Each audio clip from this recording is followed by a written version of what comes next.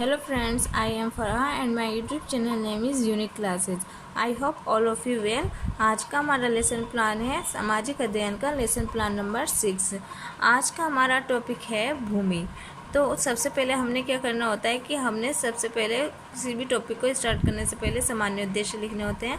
जो सामान्य उद्देश्य होते हैं वो हमारे सभी में सेम रहते हैं। फिर इसके बाद आ जाता है हमारा विशिष्ट उद्देश्य। विशिष्ट उद्देश्य में हमने ज्ञानात्मक, बोधात्मक और अनुक्रियात्मक उद्देश्यों के बारे में लिखना होता है।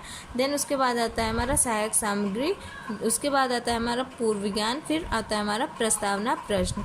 जो प्रस्तावना प्रश्न होता है लास्ट में हमारा इस तरीके से बनाया जाता है कि हमारे उसमें समस्यात्मक प्रश्न आ जाता है। तब हमारा जो पीपल टीचर होता है वह अनाउंस करता है कि छात्रों आज हम भूमि विषय के बारे में विस्तारपूर्वक अध्ययन करेंगे।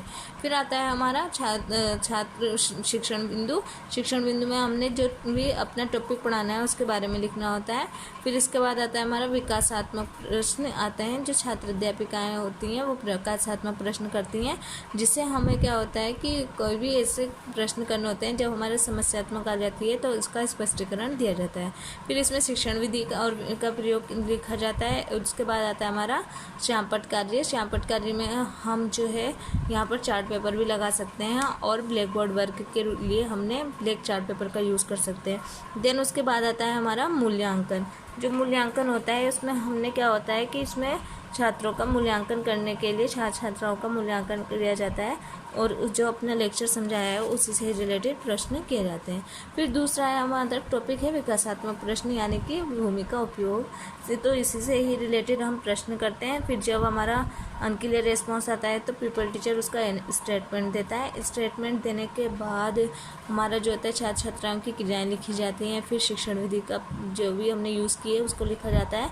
फिर श्यामपट्ट कार्य आ जाता है। श्यामपट्ट कार्य में हमने इम्पोर्टेंट वर्क ही लिखना होता है।